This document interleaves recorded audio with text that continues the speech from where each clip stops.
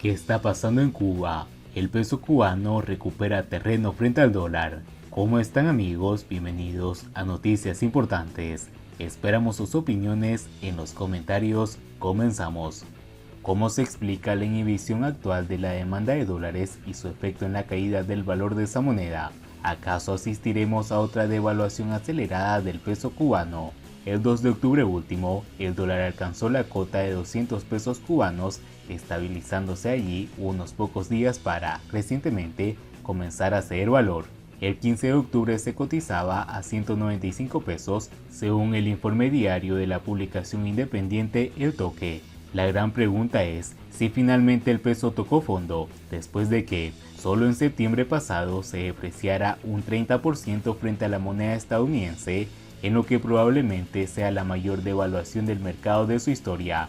Entre las causas de semejante hundimiento está lo que genéricamente puede englobarse como poca confianza de los cubanos en la gestión macroeconómica del gobierno castrista, PIB menguante. Diga lo que diga el ministro de Economía, turismo imperceptible, inflación galopante, principalmente en alimentos, déficit fiscal descontrolado, crecimiento vertiginoso de M1, dinero circulante más depósitos a la vista y una escasez que alcanza incluso las tiendas en moneda libremente convertible MLC, todo empuja a que se recurra al dólar cada vez más como el verdadero dinero. También, por supuesto, está esta histórica devaluación que jugó un rol fundamental de la especulación basada en la expectativa del peso que se iría depreciándose. Por los desequilibrios antes descritos, habría que deshacerse de tantos como fuese posible antes de que valiesen menos.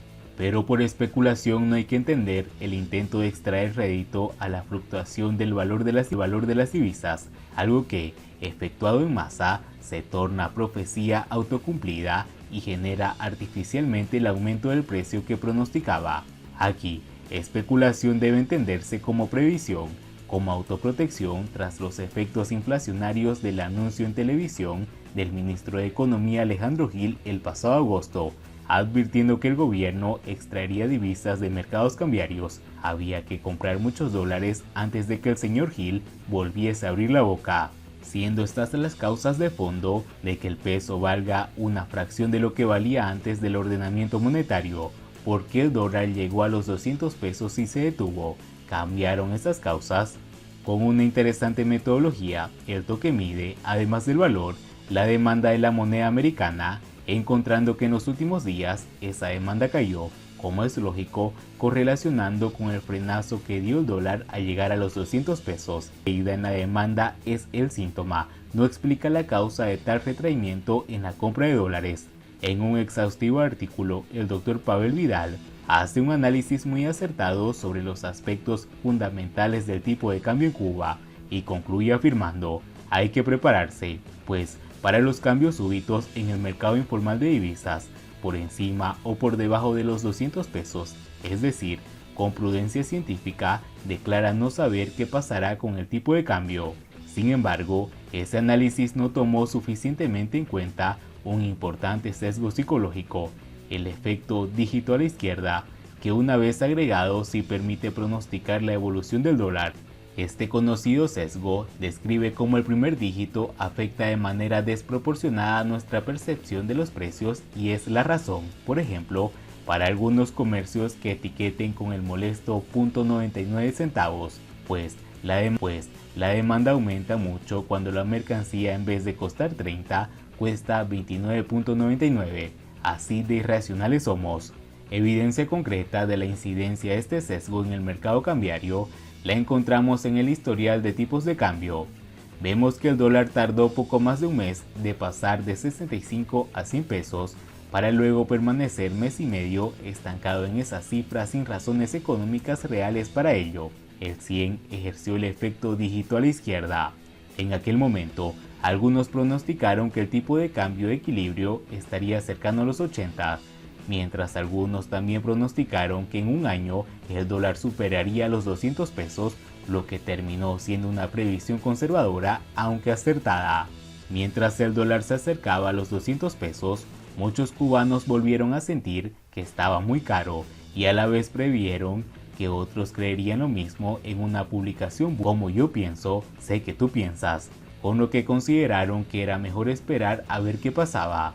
Ese efecto psicológico es lo que mejor explica la circunstancial inhibición de la demanda y su efecto en la caída del valor del dólar, ya que los fundamentos macroeconómicos reales que sustentan la oferta y la demanda siguen siendo tan desastrosos como hace un mes atrás. Las ansias de emigrar no hacen más que aumentar. El gobierno sigue extrayendo divisas del mercado cambiario. Las MIPYMES, desesperadas, buscan dólares para poder importar. Las mulas se están ganando en organización y la mínima oferta de bienes existentes está disponible solo en MLC o en dólares. Así que, presumiblemente, como mismo pasó cuando llegó a los 100 pesos, habrá ahora un estancamiento alrededor de los 200 pesos por el impacto psicológico de la cifra. Pero dentro de algún tiempo, cuando la realidad se imponga, asistiremos a otra devaluación acelerada del peso cubano. Siguiendo con las noticias, Cuba, una menguante libreta para distribuir el hambre. El final del régimen es inexorable cuando las madres no tienen comida para sus hijos hambrientos. El 23 de septiembre de 2021, en la cumbre de la Organización de Naciones Unidas sobre los Sistemas Alimentarios, el títere castrista Miguel Díaz-Canel afirmó: a pesar de los obstáculos, el gobierno cubano, con extraordinarios esfuerzos y pese a las carencias y dificultades, garantiza el derecho universal a la alimentación a través de la canasta básica familiar normada que reciben todos los cubanos y cubanas y que incluye 19 productos alimenticios de primera necesidad a precios accesibles. Y es que el presidente designado de Cuba se refería al racionamiento de alimentos y otros insumos que desde hace más de 6 décadas sufrimos los cubanos por instrumento de la mal llamada libreta de abastecimiento, cuyo verdadero objetivo no solo es controlar el déficit de víveres, sino también crear en los ciudadanos una dependencia muy útil como una herramienta de dominación, especialmente contra las personas en situaciones más vulnerables como son los ancianos, las madres solteras, etc., que tras la escasez de fin de mes esperan con ansiedad la encarecida y exigua ración de los días primero. Para averiguar aún más la crítica situación de estas personas, las colas en las bodegas cada año se hacen más largas, pues muchos de esos establecimientos han sido clausurados por derrumbe o peligro de derrumbe, y sus clientes han sido agregados a las que aún resisten. Y ni pensar en eludir este fastidio. Quien espera al final para evitarse las horas de pie corre riesgo de que se acaben los alimentos, pues las raciones casi nunca vienen completas. Por otra parte, aunque Díaz-Canel aludió a los rubros, que además no son tantos como afirma, no los menciona, como tampoco son los que se refiere a la cuantía de las raciones mensuales. Se trata nada menos que las 10 onzas de frijoles negros, 10 onzas de chícharos, 7 libras de arroz, media de aceite, 3 libras de azúcar fino, 1 libra de azúcar morena, 1 libra y 3/4 de pollo, 5 huevos, media libra de mortadela o en su defecto media libra de picadillo condimentado, nunca ambos, un paquete de sal trimestral según la composición del núcleo, 4 onzas de café de la peor calidad imaginable y un pan diario que debería pesar 80 gramos. Además, un yogur de soya, ahora sin azúcar, solo 3 veces por semana para los niños, si bien la fábrica pasa más tiempo cerrada que en funcionamiento. En adición, la eliminación o reducción de rubros avanza intensivamente. La leche de dieta para los enfermos desapareció desde mediados de 2021, también la desaparición de la ración mensual de pastas alimenticias.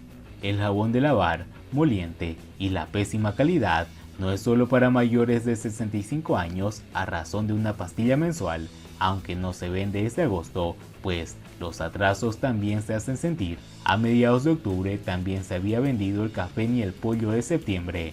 El pueblo cubano se está quedando sin opciones, y es que para enfrentar los absurdos precios desatados como el ordenamiento monetario, a veces no alcanza ni con la ayuda de los familiares en el extranjero. El final del régimen es inexorable.